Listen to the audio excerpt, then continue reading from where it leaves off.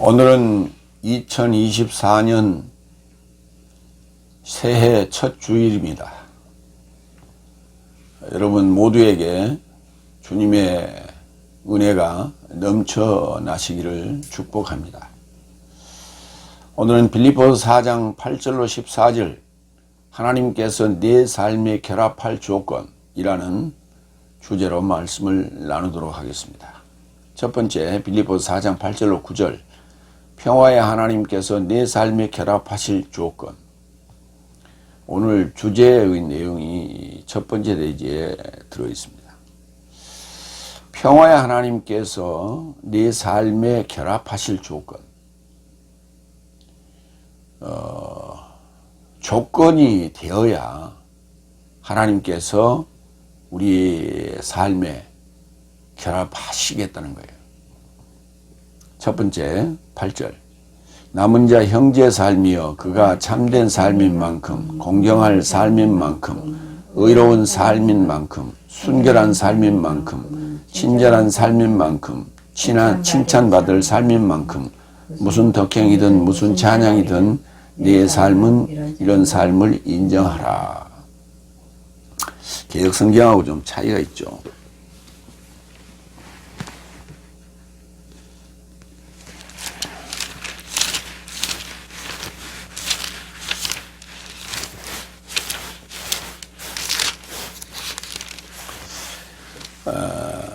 빌립보서 4장 8절에 보면 개역성경에 정말로 형제들아, 정말로 그래 놓으니까 이 마지막 때 형제들아 뭐 이렇게 보여집니다.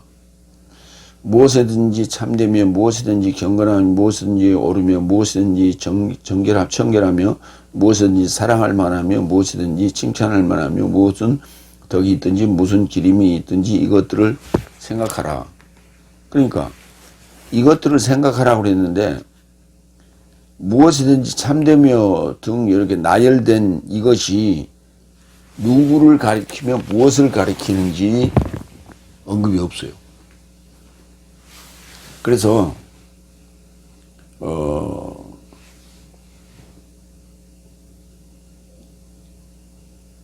그가 참된 삶인 만큼 이 3인칭 단수에 대한 부분을 누락을 시켜놨기 때문에 뭐가 참되고 공경할 만하고 의롭고 순결하고 친절하고 칭찬받을 만한지를 언급이 안 돼 있어요. 그래서 이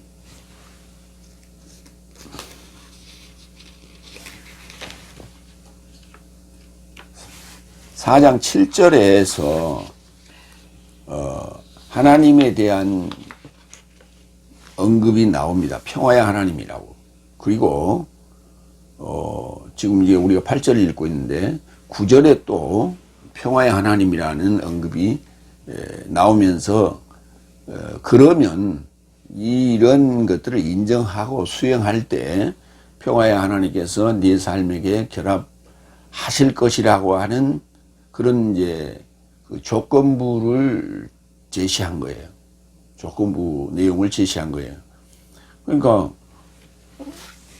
막연하게 그냥 그 주어가 없는 그냥 서술적인 부분만 이렇게 언급이 됐다가 이런 것들을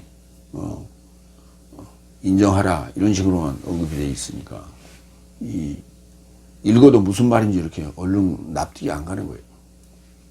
남은 자 형제 삶이여. 그러니까 이제 여기서 보면 남은 자 형제 삶이여가 이제 그 복수 형태로 되어 있고 끝부분에 네 삶은 이런 삶을 인정하라. 그 사이에 그의 내용들이 그를 수식하는 내용들이 중간에 들어있는 거예요.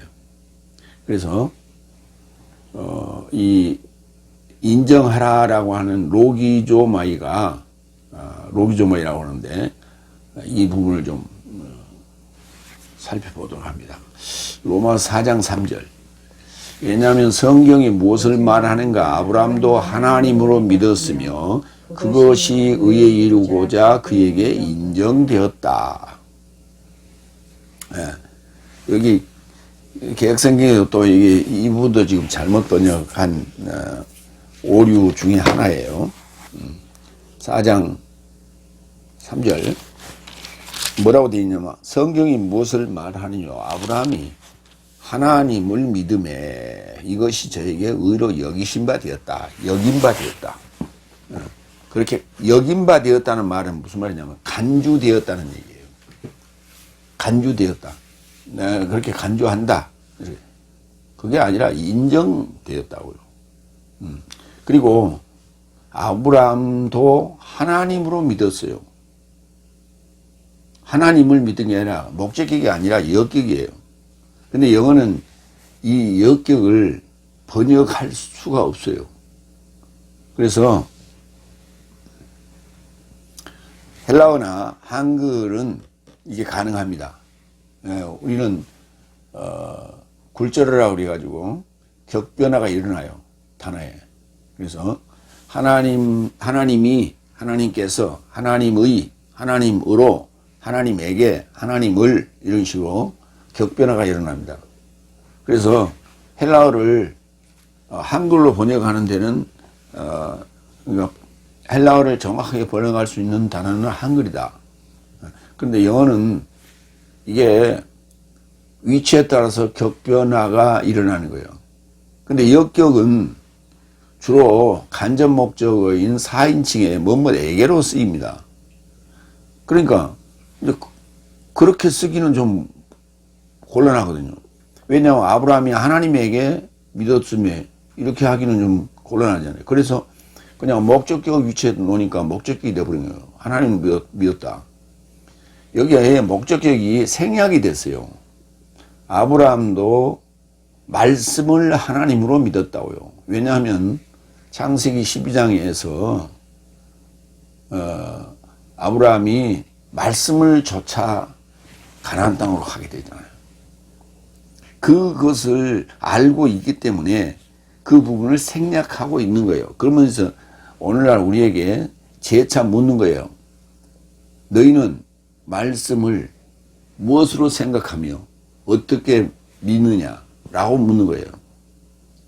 그 얘기가 성경 말씀은 영적 하나님이며 그 영적 하나님인 말씀을 하나님으로 믿는 거예요. 그러니까 디모데후서 3장 16절에 성경은 영적 하나님이다 라고 하는 것이 오늘 지금 로마서 4장 3절과 갈라디아 3장 6절의 해답이에요. 갈라디아 3장 6절도 같은 내용이 쓰였습니다. 그러니까 한 번 쓰면 이게 뭐 오류가 있을 수 있겠다 이렇게 생각할 수 있겠으나 똑같은 내용이 두 번 나옵니다.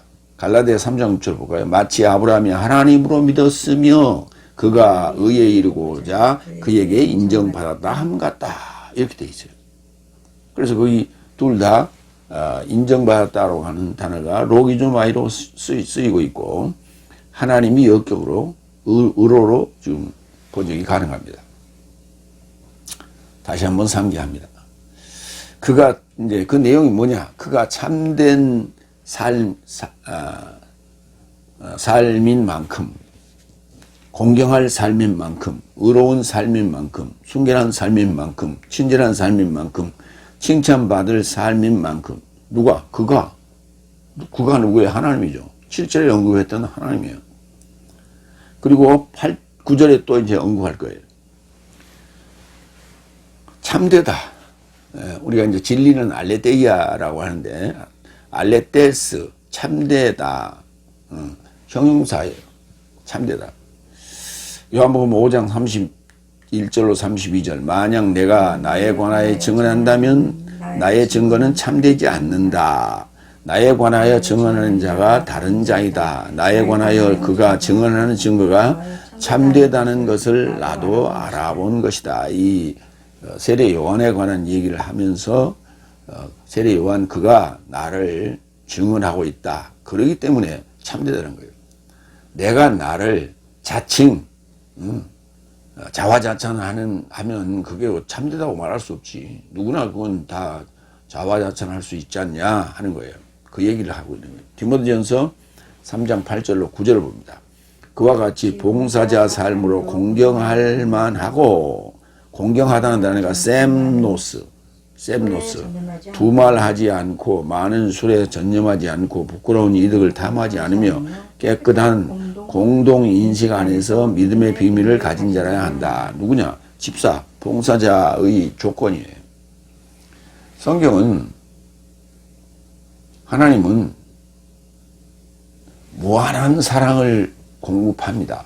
뭐 할 때? 조건에 맞을 때. 거기에 그 하나님의 의도에 합당한 삶을 살았을 때, 이게 당연한 거예요. 부모가 자식에게 무한한 사랑을 베풀죠. 그러나 그 자녀가 공부할 자녀면 공부해야 되고 일할 자녀면 일해야 되는데, 공부할 자녀가 맨날 놀러 다니고 땡땡이 치고 그러면 자녀에게 무한한 사랑을 줄 이유가 없죠. 야무라고 야단치고 그렇게 되는 것이죠.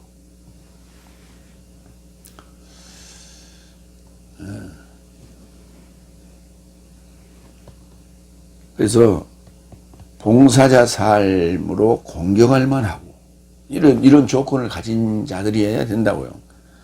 그래서 그 봉사자, 집사를 세우는 거고, 권사를 세우는 거고, 장로를 세우는 거예요. 권사 세우고 장로 세우는데 돈 얼마씩 내나? 그럼 돈 없는 사람은 그 직분 못 받게요? 그러니까 그게 기복신앙의 기준이에요. 장로라는 사람이 가난히 쓰겠냐? 그 하나님 복을 못 받았기 때문에 그런 거 아니냐? 하나님 복에 물질의 복도 있지만은 다른 많은 복들이 있는 거예요. 근데 단지 기복신앙이 기준이 물질의 복이기 때문에 그런 거예요. 그러니까 어떤 목적을 가지고 일을 해서는 안 된다. 단지 하나님의 뜻에 합당가 한가 안 한가 그 다 쓰임새가 있는 거예요. 장로쯤 되면은 교회를 운영하는 데 있어서 재정에 도움이 돼야 되기 때문에 그런 이유 때문에 그렇게 교회법으로 만들어서 운영을 하는 거 아니에요? 그건 좀 문제가 있는 것이죠. 그래서 재정적으로 넉넉한 사람도 있고 그렇지 못한 사람도 있는 거예요. 장로 중에도 골고루 그러니까 세간의 인식들이 그런 거예요. 장로라고 누가 이제 이렇게 어느 모임에 갔는데 장로님은 이렇게 하니까 저 양반 돈 많겠구나. 이렇게 인식이 되는 거예요. 어느 친구들 모임에 갔는데 너 장로 됐다며? 너 돈 꽤나 있네. 이렇게 되는 거예요. 그래서 뭔가 그게 하나의 어떤 고정관념화 됐다 하는 거예요. 잘못된 사고예요. 의롭다라는 단어. 디카이오시네가 의의죠. 의로운 자 또는 의롭다. 디카이오스. 형용사입니다. 마태복음 13장 43절. 그때 의로운 삶은 저 삶의 아버지 나라 안에서 해와 같이 빛날 것이다. 들을 귀 삶을 가진 자는 듣거라. 들을 귀 삶을 가진. 짧기가 아니고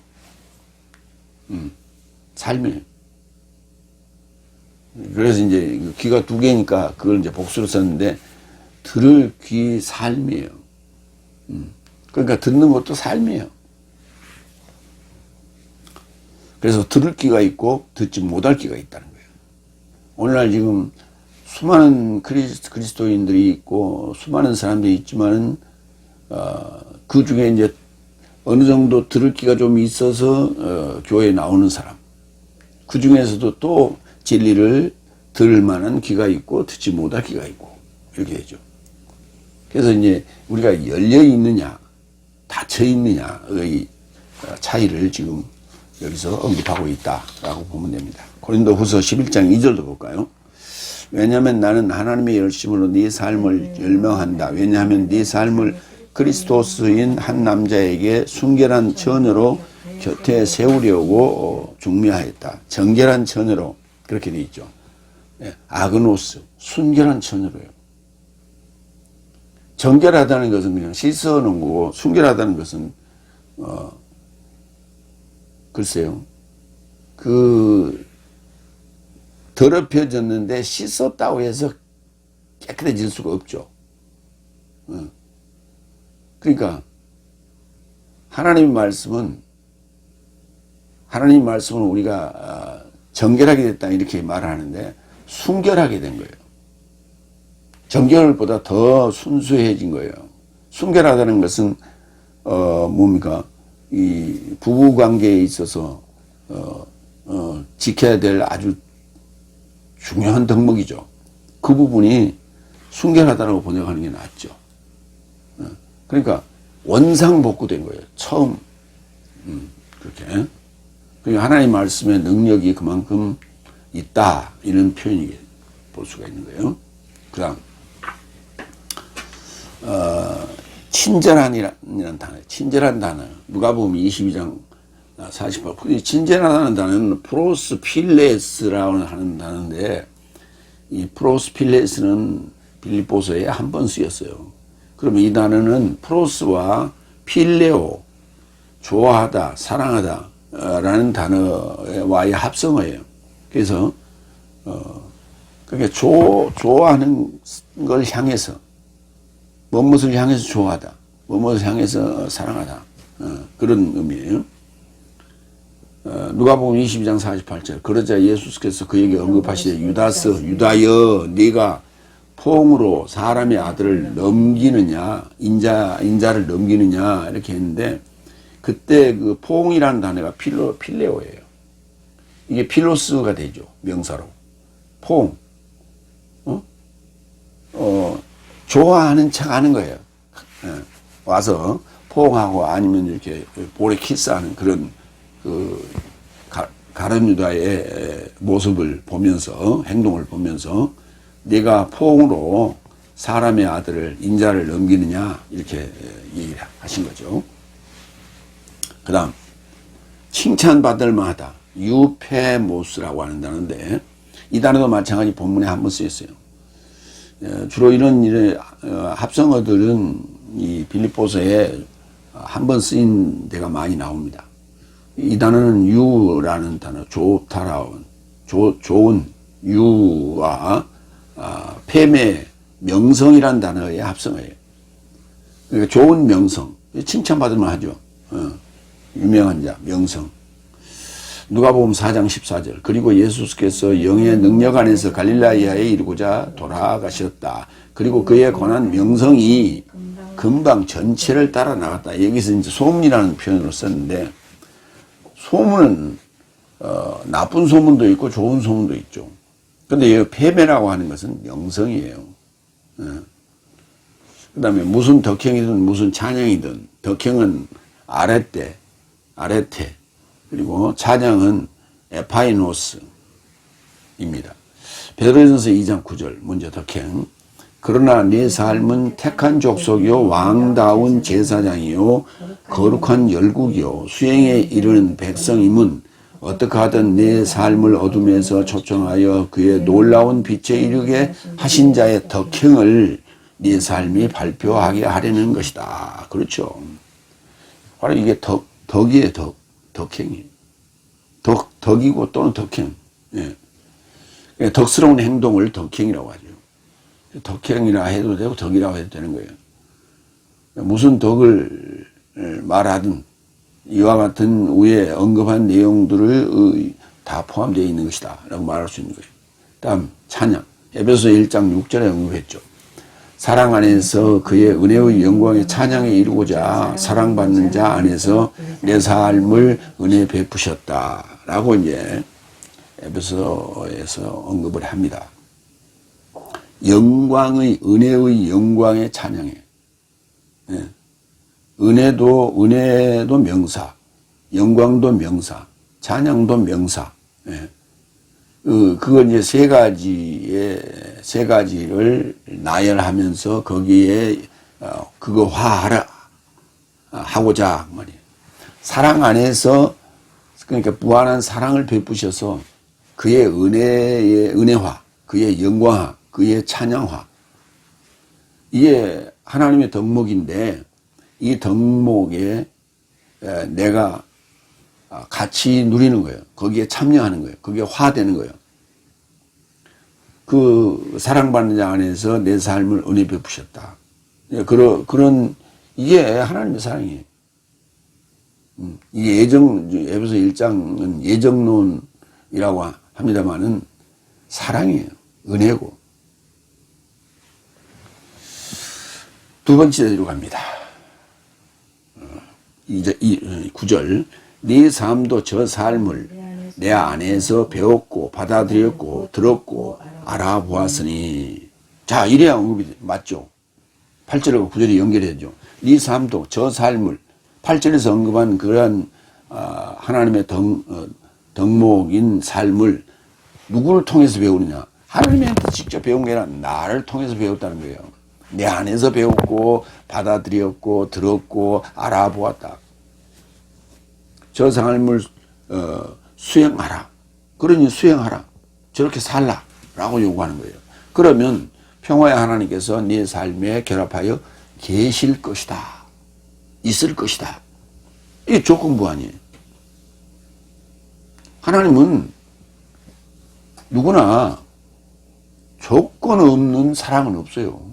근데 우리는 뭐 하나님의 무조건적인 사랑이라고 그러는데 조건이 맞았을 때 그걸 퍼부어 주는 것을 우리가 무한한 사랑이라고 하는 거지 조건 없는 사랑이 어디가 있어요? 아니 남녀가 서로 사랑하는데도 조건 없이 어떻게 사랑해? 첫눈에 반했다고 뿅 갔다고요?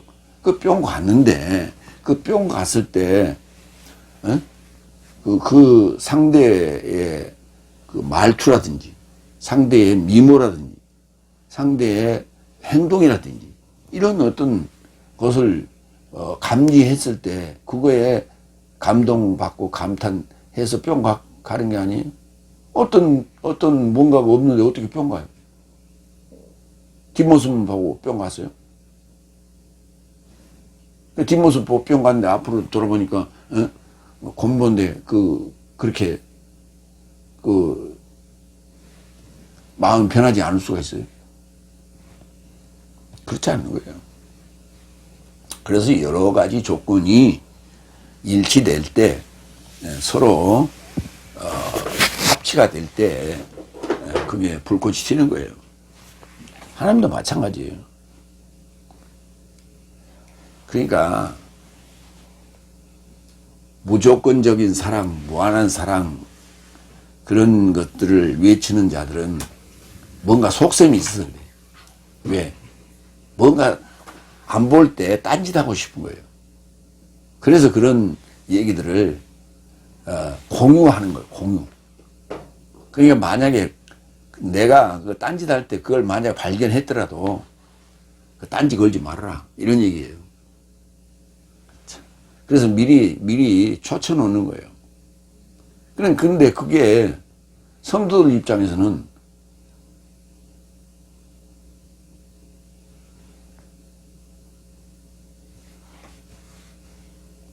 목회자가 그렇게 얘기를 할 때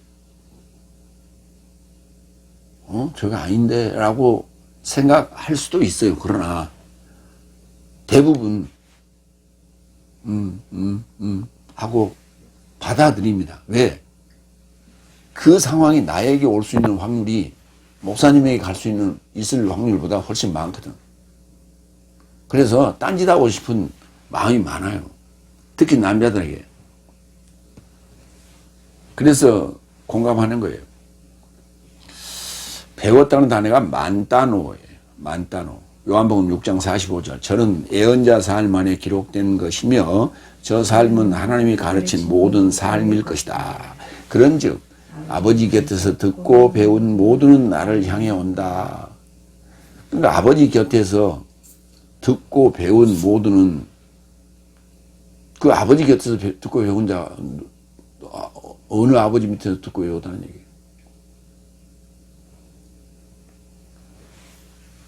예언자들을 얘기하는 거예요. 아버지를 대신하는, 아버지를 대신하는. 그래서 아버지를 대신해서, 부모를 대신해서 가르친 자가 누구예요? 선생님이죠. 그러니까 선생님한테 배운 것을 그걸 아버지의 곁에서 듣고 배웠다고 지금 이렇게 표현하고 있는 거예요. 갈라디아서 1장 9절. 여기 받아들였다라고 하는 단어. 받아들였다는 단어가 가까이 취했다, 곁에 취했다, 이런 단어예요. 파라람바노. 내 삶이, 갈라디아서 1장 9절, 내 삶이 앞서 예비한 것 같이 지금 또 다시 내가 말한다. 누가 네 삶이 곁에 취한 복음 외에 복음 전하거든 효시가 있으라. 예, 목을 잘라버리겠다는 거죠. 누가 네 삶이 곁에 취한 복음 외에 복음 전하면 가까이 취했던 곁에 취했어요. 그러니까 복음을 받아들였다, 취했다라고 하는 단어가 람바노예요. 그런데 파라람바노라고 하는 것은 훨씬 더 가까이 가는 거예요. 긍정적인 측면에서는 이게 두 가지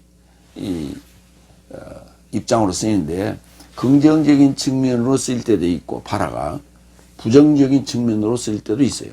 그래서 여기 때는 이제 가까이 취했다, 곁에 취했다 해서 긍정적인 측면으로 쓰였고, 그 다음에 파라가 사이드, 곁에, 밖에, 이런 그 사이드, 인사이드, 아웃사이드, 우리가 그렇게 얘기하죠. 그래서 이제 주류, 비주류 해도 된다. 이렇게, 이런 때 쓸 때도 파라가 쓰여요.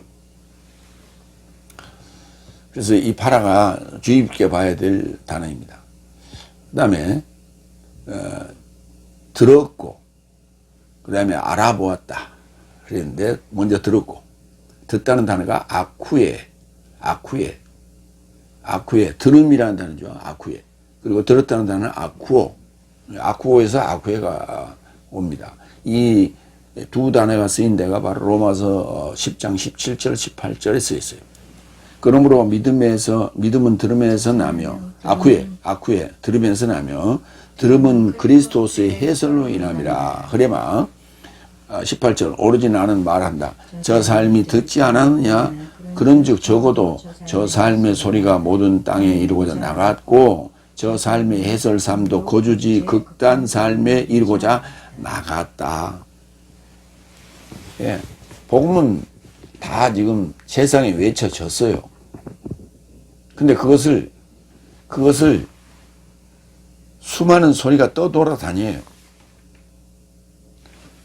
내가 뱉었어요. 그러면 선포했어요. 그러면 이 선포한 소리가 떠돌아다녀요. 메아리 쳐서 떠돌아다니기도 하고, 그 다음에 녹음이 되어서 떠돌아다니기도 하고, 녹화가 되어서 떠돌아다니기도 해요. 근데 그저 메아리로 떠돌아다니던 시대는 옛날이에요. 그러나 지금은 기술이 많이 좋아져 가지고 녹음도 되고 녹화도 되고, 그래서 어디든지 인터넷만 열면 볼 수 있는 상황이 됐어요. 그런 식으로 이렇게 모든 소리가 모든 땅에 이루고자 나갔고, 저 삶의 해설, 흐레마 삶도 거주지 극단에 이루고자 나갔어요. 지금 다 나가 있어요. 그러면 그것을 찾아서 휴리스코, 아이테오에 찾아서 만나서 휴리스코, 그리고 그것을 취해야 돼요. 람바노. 근데 그 람바노도 적극적인 표현인데 파라람바노 가까이 취하는 거예요. 움켜쥐는 거예요. 먼저 들음에서 믿음이 들으면서 난다고 그랬죠. 들어야 되는 거예요. 나는 그거 그 USB에다 난 다 보관하고 있거든. 나는 하드에다 다 보관하고 보관하고 있으면 뭐해? 들어야지. 그래야 믿음이 생기는 거예요. 빌립보서 1장 30절. 네 삶이 바로 그 싸움을 가졌으니 네 삶이 내 안에서 알아보았고 A도 이제도 내 안에서 듣는다. 이 스테판 성경에 이 A도가 다르게 다른 단어로 이렇게 잘못 쓰인 데가 많아요. 그래서 그 파싱 본문에는 거기가 별표가 붙어 있어요. 이 A도 149인가? 예. 이 별표가 붙어 있어요. 이거를 그 별표가 붙어 있는 데는 다른 그 역본에서 확인을 해봐야 돼요. 그러니까 스테판 역을 보다가 별표가 붙어 있는 부분이 있으면 알란드 역본을 열어보면 그 번호가 정확하게 나옵니다. 여기는 무슨 말이냐면 그 별표에는 기본어하고 그 본문어하고 틀려요. 그래서 별표를 붙이는 거예요. 그리고 그 번호가 잘못되어 있어요. 그래서 알란드 역본을 보면은 알란드 역본은 그 번호가 1492로 되어 있고 기본어는 A도로 되어 있고 그 본문은 이제 변형어로 되어 있죠. 그래서 그걸 참고해서 지금 여기 언급했다라고 하는 거, 번역했다라고 하는 거 알아주시기 바랍니다. 그러니까 배웠고 받아들였고 들었고 알아보았고, 들었고가 앞에 나와야 되겠죠. 들었고 배웠고, 들어서 배웠죠. 들어서 배웠고 받아들였고 알아보았다. 그래서 저 삶을 이 앞에서 언급한 하나님의 그 덕행을 나에게서 배웠지 않느냐, 내 안에서 배웠지 않느냐, 들었지 않느냐, 알아보았지 않느냐. 그러니 저 삶을 수행하라 라고 하는데 프라소라는 단어예요. 프라소라는 단어인데 이 단어는 이렇게 써 있어요. 요한복음 5장 29절. 선한 삶을 수행할 삶은 수행하다는 단어로 쓰였죠. 선한 삶에게는 수행이라는 표현을 쓰고 악한 삶에게는 저질렀다 이렇게 말해요. 수행이 저지른 거예요. 그러니까 고상하게 얘기하면 수행이고 아니면 악행을 저지른 거죠. 저지른 거예요. 우리가 이제 뭔가 이렇게 투자할 때, 투자할 때, 아니면 뭔가 이렇게 노름할 때도 이렇게 질른다고 그러잖아요. 그럴 때, 저지른다. 질러. 팍 질러. 지를 때는 확 질러. 이렇게. 잘 저질렀어. 야, 그런 어떤 일을 저지르냐. 그러니까 이게 좋은 의미로 쓰이고 저지르다는 단어가, 그런데 이제 나쁜 의미로 많이 쓰이죠. 그 단어가 이제 고상하게 얘기하면 수행이에요, 수행. 그래서 선한 삶을 수행한 삶은 생명의 부활에 이르고자 나오게 될 것이며, 사악한 삶을 저지른, 이때는 수행이라 하면 좀 어감이 안 좋죠. 악한 삶을 저지른 사람도 심판의 부활에 이르고자 나오게 될 것이다. 이 단어가 프라소예요. 그래서 이거는 수행하는 자나 저지른 자의 의지태예요. 그 사람의 의지. 단순 미래, 의지 미래 우리 공부했잖아요. will, shall, 영어 시간에. 그런 의미예요. 그래서 단순 shall이 아니라 의지 미래, will에 해당되는 것이죠. 그래서 그 사람의 의지예요. 선한 삶을 수행하는 것도 그 사람의 의지고, 악한 삶을 저지른 것도 그 사람의 의지예요. 그래서 의지가 작동해야 된다. 정신이 목록이 똑바로 있을 때 그걸 컨트롤할 수가 있는 것이죠. 그러면 평화의 하나님께서 네 삶에 결합하여 계실 것이다. 이 결합하다는 단어가 굉장히 중요한 단어예요. 메타. 고린도후서 13장 13절 우리 이제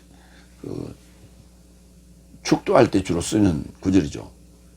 주 예수 그리스도스의 은혜와 하나님의 사랑과 성령의 교제가 네 모든 삶에 결합되어 계신다. 결합되어 계신다 하면 메타. 여기 고린도후서 13장 13절에서는 동사가 없어요. 결론입니다. 네. 이때 결합이. 우리 개혁성경은 뭐라고 되어 있어요?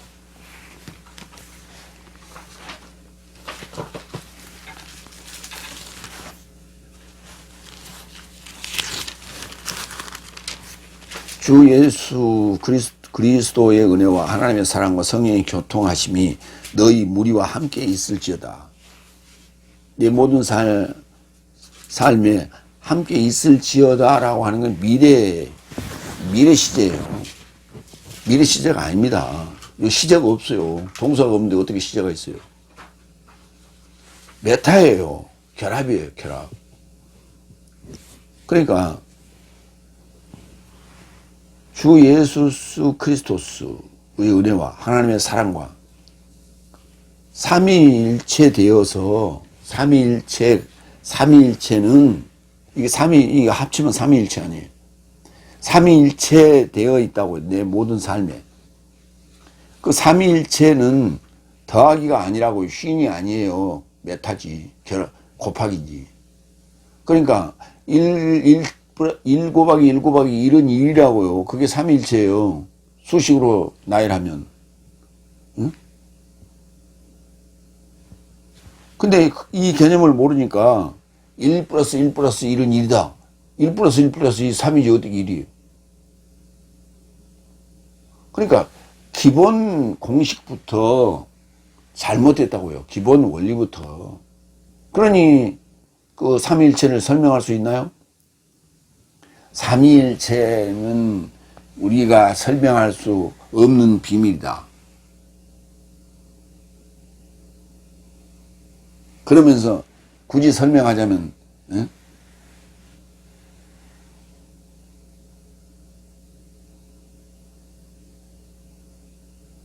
성부와 성자와 성령 이 셋은 본질상 같다. 본질이 같다. 그게 양태론이라니까. 본질이 같은 게 양태론이요.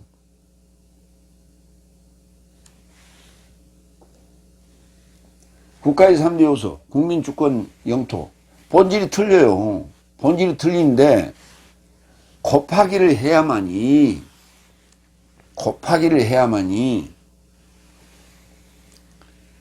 상승효과, 상승효과 난다고. 그러니까 1 곱하기 1 곱하기 1은 2인데 하나는 아주 단순한 거예요. 하나는 뭔가 이렇게 그 역할을 크게 못해. 시너지 효과를 낼 수 있는 것은 이 셋이 곱하기 됐을 때 나온 하나 이상의 시너지를 내는 거예요. 그러니까 똑같은 일자로 우리가 쓰지만 1 이꼬르 1인데 1 곱하기 1 곱하기 1 요 1 곱하기 1 곱하기 1은 이게 자체적으로 시너지가 안 나요. 근데 요 세 가지가 곱하기가 됐을 때, 결합이 됐을 때 시너지 효과를 낼 수 있는 하나 이상의 하나라고요. 이걸. 그게 삼일체예요. 그러니까 쉽게 설명하면 H2O가 H가 2개고 O가 하나 아니에요. 그러면 H도 안 보여. O도 안 보여. 근데 H2하고 O 하나하고 딱 결합이 되면 이건 이제 화학 결합이라고 그래요. 물리적 결합이 아니에요. 화학 결합이에요. 이 화학 결합이 이루어지면 우리가 마실 수 있는 물이 된다니까요. 이렇게. 그래서 이거는 실체 아니에요. H2O 따로 나왔을 때 이거는 시너지 효과가 없어요. 그리고 이거는 보이지도 않아요. 성부와 성자와 성령은 보이지 않아요. 근데 그 셋이 결합이 되면, 메타가 되면 실체가 나타나요, 실체가. 그 실체가 누구예요? 예수님이고, 그 실체가 누구예요? 제자들이고, 파울로스지. 그리고 여러분이라고. 그 여러분에게 내 삶의 결합 메타되어 계실 것이라고요. 그러면 평화의 하나님께서 네 삶에 결합되어 있으면 너가 누구예요? 하나님이지.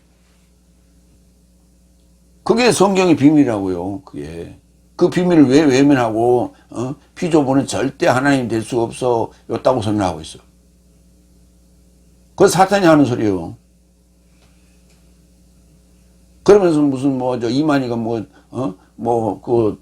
왕관 쓰고 그렇게 굴림하니까 또 저기서 하나님 하나 나타났네.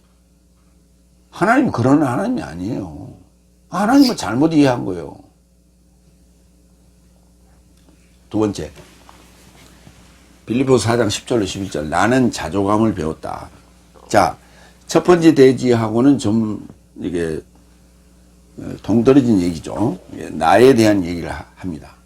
그러니까 내 안에서 이제 이 하나님의 덕택을, 하나님의 그 삶을 배웠는데, 너희가 내 삶이 누구예요? 그 남은 자 형제 삶을 얘기하는 거예요. 빌립보에.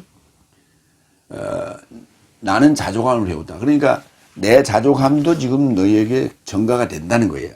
그게. 세 번째, 10절. 그래서 내가 주 안에서 크게 기뻐하였다. 이미 예전에 네 삶은 나의 초월한 사고를 싹 틔웠기 때문이다. 그것에 접해 네 삶도 사고했었어도 기회가 없더라. 배우긴 배웠어요. 내 사고방식이 들어간 거예요. 여러분에게 전가가 됐는데, 그것을 싹 틔우고 꽃 피울 수 있는 그러한 기회가 지금 적었었다는 것을 얘기합니다. 자, 이게 무슨 얘기냐면, 전가,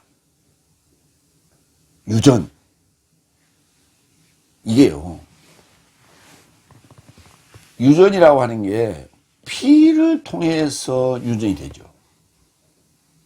그러나 사상의 유전이라고 하는 것, 그 다음에 내림의 유전이라고 하는 것, 이거는요, 성씨하고 아무 상관없이, 피하고 아무 상관없이도 이게 유전이 되는 거예요. 내가 아는 목사의 밑에서 공부했던 자들 중에 그 선생 목사가 그 저질른 그 나쁜 행각이 있었는데 그걸 똑같이 한다고요.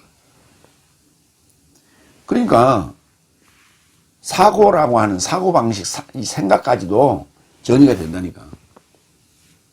그래서 어느 순간에 그렇게 나와요. 그게 그런 행동을 해. 그래서 누구 밑에서 공부했느냐, 누구의 문화생이냐라고 하는 것을, 그건 굉장히 중요한 거예요. 그건 과거부터 그걸 따진 거예요. 과거부터. 옛날 우리 조상들이 굉장히 따졌죠. 누구의 문화생이냐, 하는 거. 왜냐하면 사상이 배어 있거든. 그게. 그래서 만약에 그 문화생들이, 반역자들이 많이 나왔다. 그러니까 그렇다면 그 문화생이라고 하는 걸 주시하는 거예요. 요주의 인물로 분류되기 시작하는 거예요. 왜? 그럴 수 있는 가능성이 농후하니까. 크게 기뻐하였다. 이 크다라고 하는 단어가 메갈로스, 이게 부사예요. 메갈레라는 단어가 이제 큰 그 형용사인데 부사로서 본문에 이게 한번 쓰였어요. 빌립보서 4장 4절. 주 안에서 항상 기뻐하라. 내가 다시 말할 것이니 기뻐하라. 카이로. 지금 빌립보서 4장 4절에서 언급한 주 안에서 항상 기뻐하라. 내가 다시 말할 것이니 기뻐하라. 이제 우리 2024년도 표 주제로 삼았는데, 이 상황이 지금 파울로스가 로마 옥중에서 지금 쓰고 있는 거예요. 기뻐할 상황이 아니에요, 지금. 그럼에도 불구하고, 지금, 주 안에서 항상 기뻐하라. 내가 다시 말할 것이니 기뻐하라. 언제 나와서 지금, 다시 복음을 전할 것 같은 그런, 말씀을 전할 것 같은 그런 여운을 남기고 있잖아요. 미래형은 현재 그런 거예요. 지금 나는 지금 현재 기뻐하지만, 나는 여러분에게 다가갈 것이다. 지금 송영길 대표가 지금 서울구치소에 지금 수감되어 있는데, 뭐 그런 같은 심정이 아닐까. 지금, 밖으로 이제 편지를 내보냈는데, 뭐라고 편지를 보냈나. 나는 하루에 108번, 108배를 2번씩이나 하고, 푸시업을 하루에 100번씩 한다. 그래서 지금 체중이 많이 줄었다. 이런, 내용으로 편지를 썼더라고요.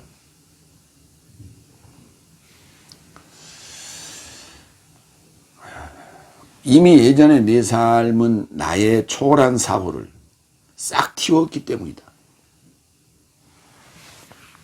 내가 가지고 있던 사고는 초월한 거예요. 초월한 거예요. 초월한 거예요. 프로네오가 초월된 건데, 그러니까 세상적인 사고가 아니라, 땅적인 사고가 아니라. 그런데 그 사고를 싹 틔웠다. 아나딸로. 이렇게 끌어올렸다. 싹 틔웠기 때문이다. 빌립보서 2장 5절 6절. 왜냐하면 내 삶 안에 이것을 사고하라. 프로네오. 그리스도스 예수스 안에서도 이것이니 그는 하나님의 모양 안에서 시작하여 하나님과 동등하게 있을 것을 강탈이라 지도하지 않았다. 그러니까 이건 어떤 지위에 의해서 초월하지 않았다. 초월한 거예요.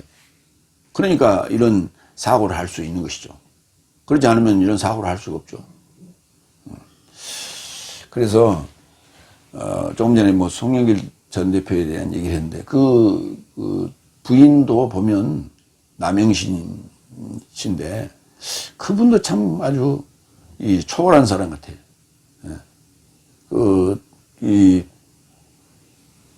언론에 이제 돈 봉투 돌렸니 어쩌니 하고 난리가 나고 뭐 할 때 프랑스에 가서 있을 때인데 거기에 전화를 해서 이렇게 얘기했다잖아요. 빨리 들어와라. 그리고 빨리 감옥에 들어가라. 만약에 이 정권이 이제 몰락하고 평화가 왔을 때 당신은 뭘 했다고 주장할 것인가? 그렇게 얘기할 것인가? 나는 그때 감옥에 갔었다. 이렇게 얘기해. 건덕지가 있어야 되잖아요. 그런 주장을 했다고 하면서 이제 나와서 고백을 하더라고요.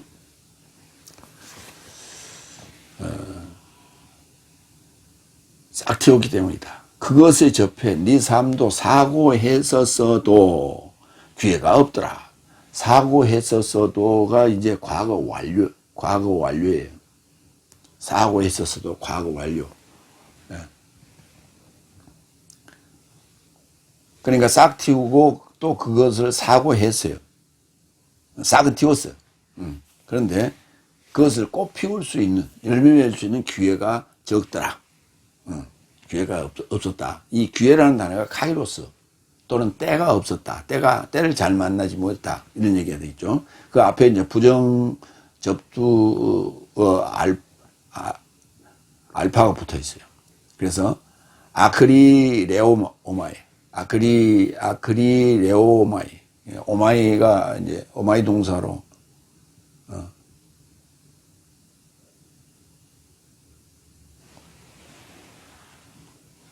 그러니까 때가 없었다. 동사가 된 거예요. 이제 알파 더하기 카이로스가 동사로 바뀌면서 아크리레오마이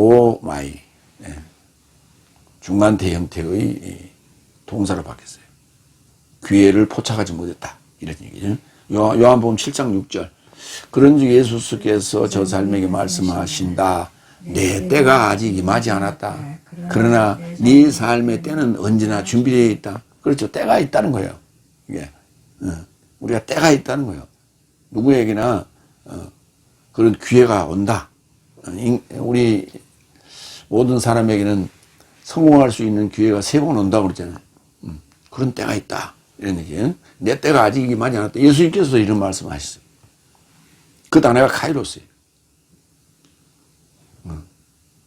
카이로스와 크로노스가 함께 쓰인 데가 데살로니가 5장 1절. 크로노스는 동안, 기한을 얘기하는 거예요. 언제부터 언제까지 기한, 기한, 뭐뭐 하는 동안. 근데 그거 하나 구분을 못 해가지고 막 혼용해서 쓰고 있어요. 때와 기한. 때는 카이로스고 기한 크로노스예요. 때와 기한. 그 데살로니가 후서 전서 5장 1절에 아마 번역은 제대로 해놓은 것 같아요. 번역은 제대로 해놓고 어떻게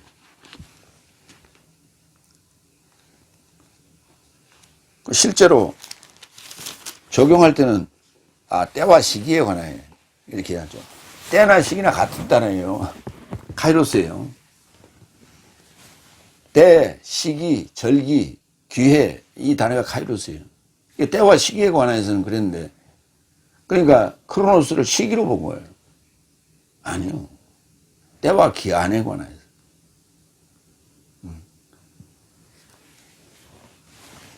그러니까 달도 차면 기운다라고 하는 것이 기한에 해당되는 거고 무슨 때, 어떤 때, 그때 이럴 때를 얘기할 때는 이제 어떤 기회가 왔다, 때가 왔다 할 때 카이로스라고 합니다. 4번째 11절. 내가 궁핍을 좋은 것을 말하지 않는다. 쫓은 것을 말하지 않는다. 내가 궁핍을 좇은 것을 말하지 않는다. 그럼 궁핍을 따라 말하지 않는다. 왜냐하면 나는 저 삶 안에서 배워서 자족한 존재로 있다. 이 좀. 내가 궁핍을 히스테레시스를 좇은 것을 말하지 않는다. 그러니까 궁핍을 조차 말하지 않는다. 그러니까 궁핍한 것을 말하지 않는다는 얘기예요. 마가복음 12장 44절. 왜냐하면 모든 삶은 풍족한 것에서 나온 저 삶으로 넣었다. 그러나 이 과부는 그녀의 궁핍한 것에서 나온 그녀가 가지고 있는 모든 삶을 넣었으니 이는 그녀의 생활수단 전부를 넣었다. 그러니까 그 과부의 2렙돈을 지금 얘기하고 있는 것이죠. 그러니까 내가 궁핍했던 것은 내가 궁핍하게 살았던 것은 얘기하지 않겠다. 이런 얘기예요. 그러니까 그런 얘기를 하면 뭐랄까 뭔가 바라는 어떤 그런 느낌 그리고 또 하나님께 원망하는 어떤 그런 느낌을 줄 수 있다. 그래서 궁핍을 좇은 것을 궁핍을 조차 말하지 않는다. 것을 할 때 이게는 이제 호티나 아니면 이제 관사가 붙었을 때 그 앞에 붙었을 때 이런 번역이 가능한 거죠. 왜냐하면 나는 저 삶 안에서 배워서 자족한 존재로 있다. 자족한. 그러니까 풍족하다는 단어는 이제 객관적인 얘기고 자족한다는 단어는 주관적인 얘기죠. 아우타르케스. 이 자족하다는 단어도 이제 빌립보서에 한번 쓰였는데 아우타르케스라고 하는 단어인데 아우토스와 아르케오 충분하다. 충분한 그것으로 충분하다. 그것으로 충분해. 그것만 있으면 돼. 이런 거예요. 그게 자족이에요. 존재로 있다. 그랬죠. 존재라는 단어는 에이나이, 에이미의 부정사로 쓰인 거예요. 그 다음에 있다는 단어는 에이미 동사 그대로. 예. 그래서 그 단어가 두 개 다 이 본문에 있어요. 그래서 자족한 존재로 있다. 예. 그렇게 번역해요. 빌립보서 2장 6절. 그는 하나님의 모양 안에서 시작하여 하나님과 동등하게 있을 것을, 존재할 것을, 존재함을 강탈이라 지도하지 않았다. 이 단어가 에이나이. 그래서 에이미 동사가 영어의 비동사에 해당되는 것이죠. 세 번째. 빌립보서 4장 12절로 14절. 나를 내공케 하시는 크리스토스 안에서 내가 모든 삶을 힘쓴다. 우리가 자주 인용하는 표현이죠. 다섯 번째, 12절.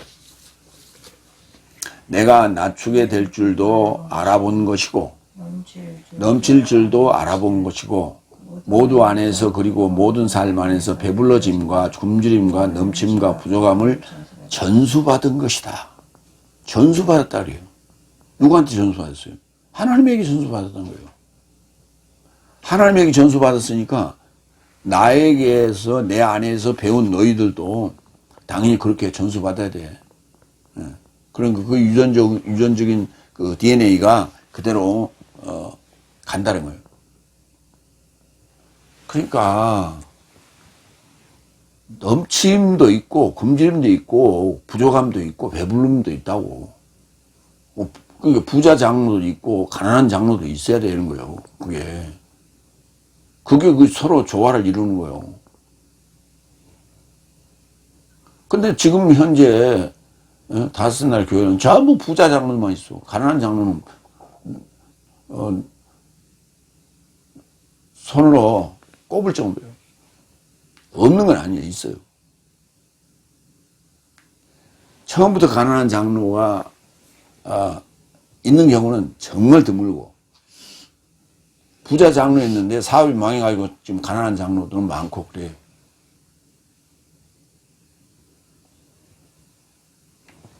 내가 낮추게 될 줄도 알아본 것이다. 알아본 거요. A도. 마태복음 23장 12절. 누군가 자신을 높이면 낮아지게 될 것이고, 누군가 자신을 낮추면 높아지게 될 것이다. 야고보서 4장 10절. 주 앞에서 낮추라. 그리하면 주께서 네 삶을 높이실 것이다. 이 단어가 지금 요한복음 4장 14절에 모세가 광야에서 뱀을 높인 것 같이 이 단어예요. 높이다는 단어. 든 것이 아니에요. 높인 거예요. 인자도 높임을 받아야 하면 마땅하다. 이렇게 됩니다. 넘칠 줄도 알아본 것이다. 우리가 동창회 가면 몇 년 만에 한 번씩 만나잖아요. 10년에 만난 사람도 있고 30년에 한 번 만난 사람도 있고 20년에 한 번 만난 사람도 있잖아요. 그러니까 서로 기억이 가물가물하잖아요. 이름도 생각이 잘 안 나고. 근데 이제 얼굴을 보면 알 것도 같고 말 것도 같고 그러잖아요. 그러면 이제 서로 얘기하잖아요. 너 나 알아보겠냐? 이렇게 얘기하잖아요. 그 단어가 바로 알아보겠냐는 단어가 에이도예요. 이 단어가.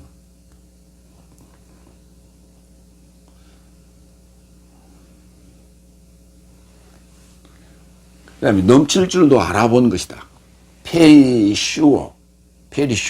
마태복음 5장 20절. 왜냐하면 만일 네 삶의 의가 바리새인 삶과 서기관 삶보다 탁월하지 못하다면, 넘치지 못하다면 하늘 삶의 나라에 이르고자 결단코 들어가지 못한다는 것을 나는 내 삶에게 말한다. 그러니까 서기관과 바리새인은 다섯째 날, 그리고 하나님과 반대되는, 원수되는 그런 사고를 하는 자들이에요. 생각을 갖고 있는 자들이. 그러니까 그 반대쪽에 있으면 되는 거예요. 그러면 저 바리새인과 서기관 삶보다 탁월하고 또 넘치게 되는 거예요. 모두 안에서와 모든 삶 안에서 배불러짐과 굶주림과 넘침과 부족함을 전수받은 것이다. 마태복음 5장 6절. 의를 굶주려하고 목말라 하는 삶은 행복하다. 왜냐하면 저 삶이 배부르게 될 것이다. 코르타조. 굶주림과 배부름. 여기서 의에 대해서 얘기했지 돈에 대해서 얘기했잖아요. 않잖아요. 먹을 거에 대해서 얘기 안 했잖아요. 응? 먹을 것에 대해서 굶주려하고 목말라 하는 삶은 행복하다. 왜냐하면 저 삶이 배부르게 될 것이다. 그렇게 얘기 안 했어. 의를 굶주려하고 의에 대해서 굶주려하라고. 의. 근데 오늘 지금 이상하게 됐어요. 정의의 심판자. 그러면서 칼 탁 들고 정의의 심판자. 응? 뭐 국민을 지킨다고? 보호한다고? 근데 정의는 어디로 도망가고? 그저 꼼수만 배워서 꼼수만. 응? 사람 괴롭히는 수사를 통해서, 법기술을 통해서. 희한한 것만 배웠어. 아주 못된 거.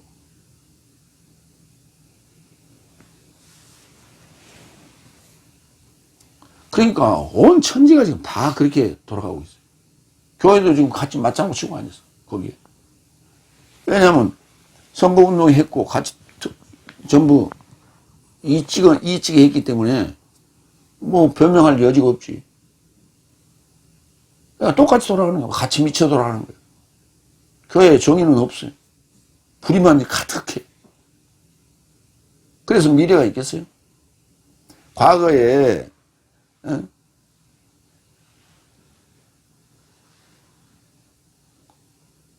자유당 정권, 그 다음에 박정희 정권, 그 다음에 군사정권, 이런 정권 하에서도 정의는 도저히 흘렀다고. 살아있었어. 교회가 미쳐서 같이 미쳐 돌아가는 그런 데, 교회도 있었지만은, 정의를 지키려고 하는 그런 교회들도 많았어요. 근데 지금은 완전히 다 미쳤어. 돌았어. 그게 귀신의 장난이라고. 로마서 12장 20절. 그런즉 만약 너희 원수가 굶주렸다면 페인하고 그를 먹이라. 만약 그가 목말랐다면 그를 마시게 하라. 왜냐하면 이것을 행하여 그의 머리를 접하여 불 지핀 숯을 쌓을 것이다. 불 지핀 삶을 쌓을 것이다. 굶주렸다면, 내 원수가 굶주렸다면, 뭐에 굶주렸다면?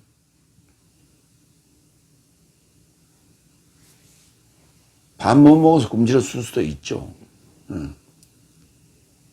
네 원수가 굶주렸다면. 지금 북한에 어려워요. 우리 우리 한민족, 동포들, 이렇게 얘기하잖아요. 근데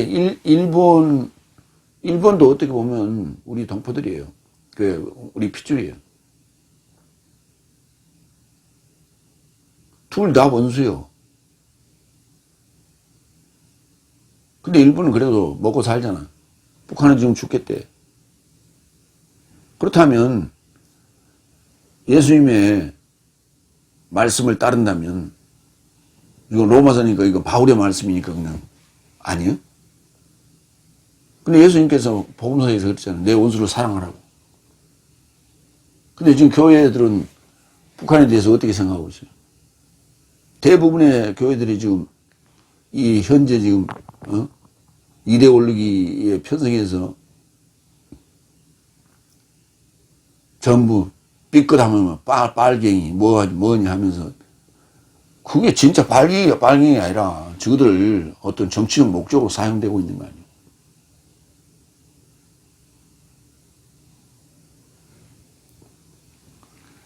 정말 못된 것만 배웠어요.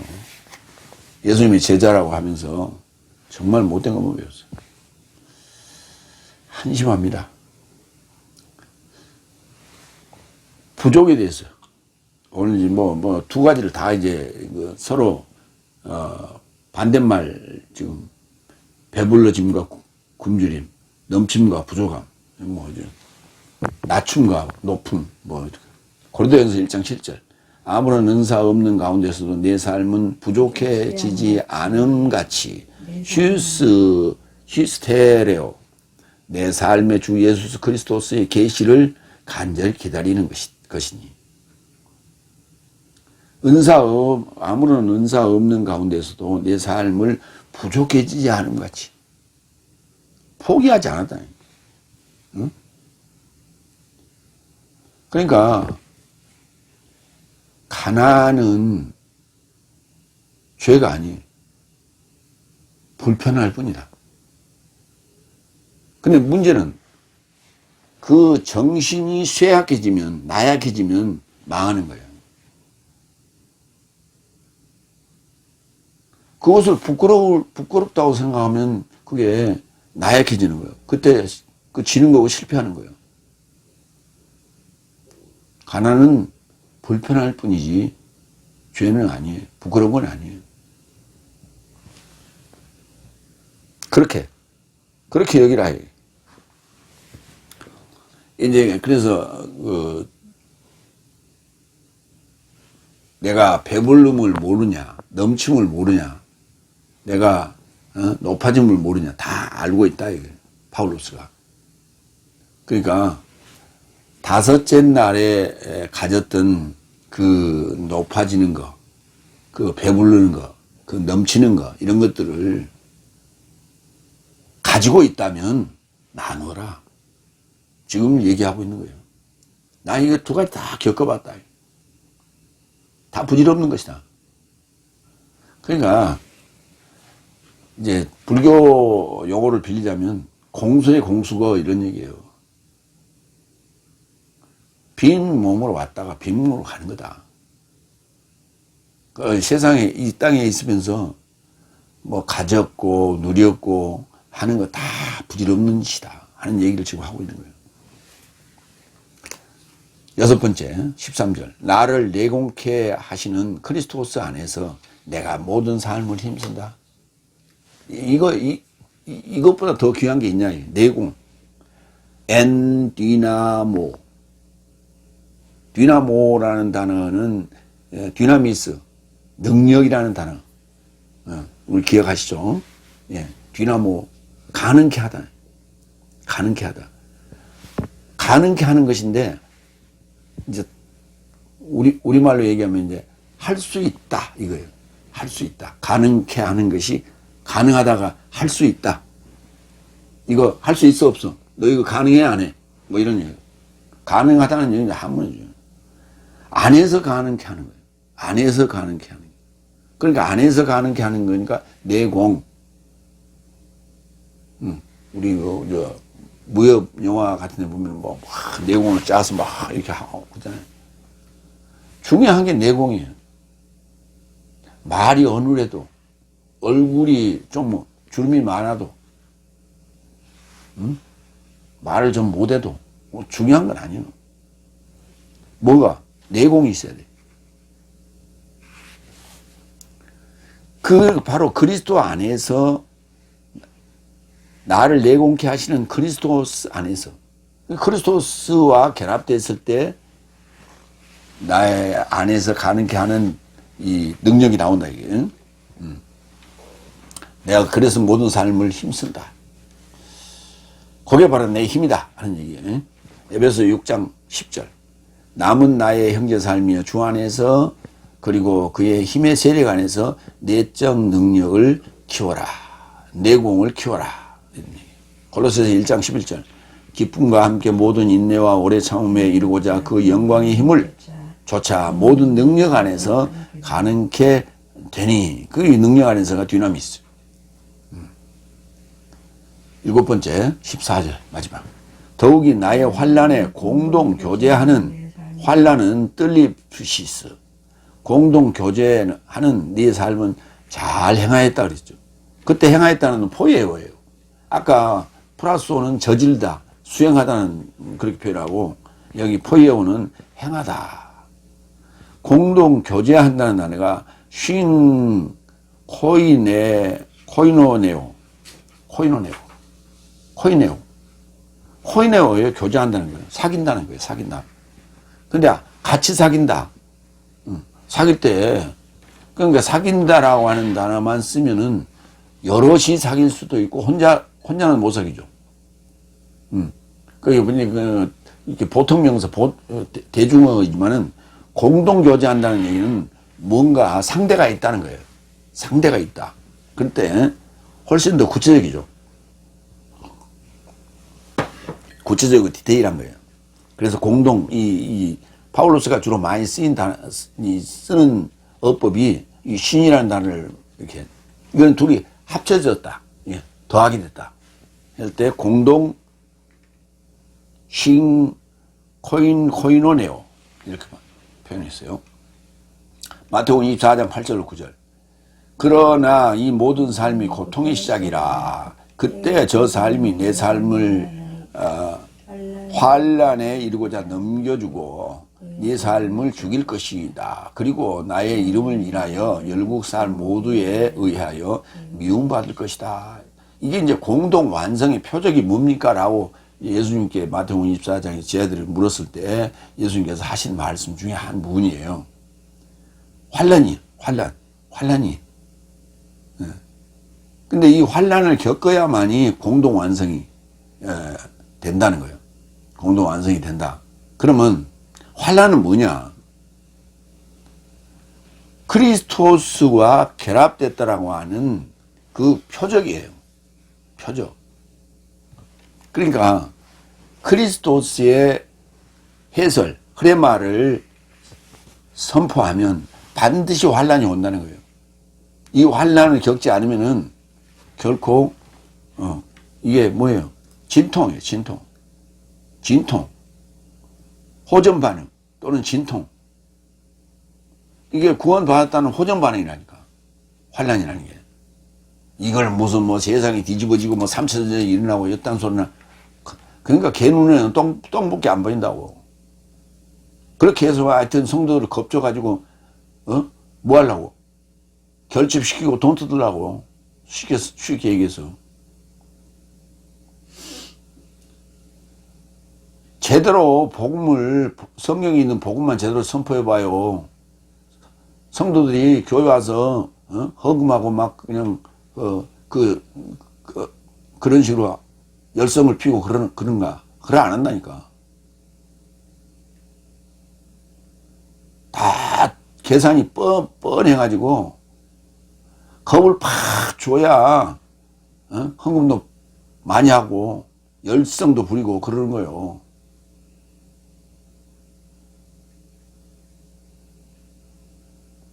예수님 때를 보시라고. 공생애 때를. 예수님께서 겁주고 팍 뭐 하고 그랬더라면 그 모인 자들이 그냥 빈손으로 왔겠어? 거기 모인 사람들은 누구만 와서? 전부 거지들밖에 와는, 가난한 자들, 거지들, 과부들만 왔잖아. 돈 안 가져와도 되니까 그랬던 거예요. 그런데 서기관 바리새인들이 모이는 그 집회는 거기는 돈 가져가야 돼. 돈 없으면 못 가.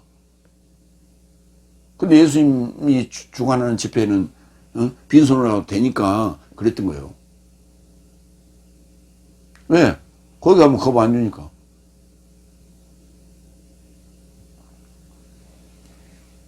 그러니까 당연히 진리를 선포하면 당연히 호전 반응이 온다니까.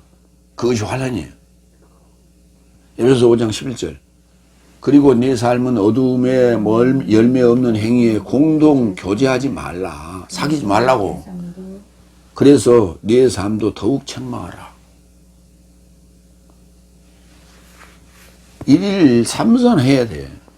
옛날 우리 선비들은 일일 삼선했어요. 내가 무엇을 잘못했나.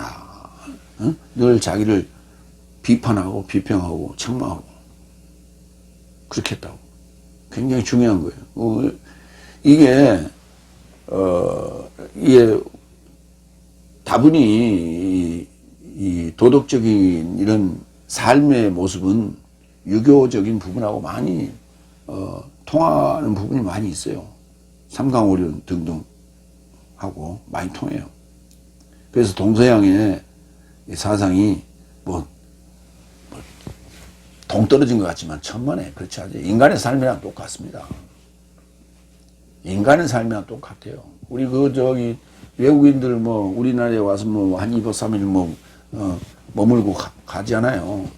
초대해가지고 누군가 초대를 받아가지고 와서 뭐 여행도 하고 뭐 올림픽도 여행하고 이러면서 가는데 중요하고 보면은 음식 문화 상당히 다르죠. 그렇지만은 상당히 다르지만 이번에 그 미국인 둘인가 봤죠. 그들 보면 한국 음식 문화에 대해서 굉장히 호감을 가지고 그리고 적극적이고 그냥 도전적이고 잘 적응하고 아주 맛있게 먹고 그런 걸 보면서 전혀 이질감을 느끼지 못했어요. 우리는 이제 미국 사람들은 뭐 토스트에 뭐 그냥 뭐 햄버거에 뭐 이런 식으로 이제 생각하잖아요. 근데 탕 문화, 음식을 접하고 또 쌈 음식을 접하면서 굉장히 우리 한국 음식에 대해서 호감도를 가지고 잘 적응하고 한 모습을 보면서 굉장히 좋은 인상을 받았던 것을 기억이 납니다. 마무리합니다. 그러니까 내 삶은 어두움에 열매 없는 행위에 공동 교제하지 말라. 환난에 공동 교제하라고요. 환난 피하지 말라고요. 뚫고 나가라고요. 참된 공경할 만한 의로운 순결한 친절한 칭찬받을 만한 삶인 만큼 하나님의 삶이 무슨 덕행이든 무슨 찬양이든 네 삶은 이런 삶을 인정하고 배우고 받아들이고 듣고 알아보고 저 삶을 수행하라. 그러면 평화의 하나님께서 네 삶에게 결합하실 것이다. 결합해 계실 것이다. 주 안에서 항상 기뻐하고 크게 기뻐하고 궁핍과 자족과 환난에 공동 교제하라 라고 얘기합니다. 이제 마지막 어떤 유언 같은 그런 지금 편지를 빌립보 교인들에게 지금 보내고 있다. 이렇게 보시면 되겠습니다. 기도하겠습니다.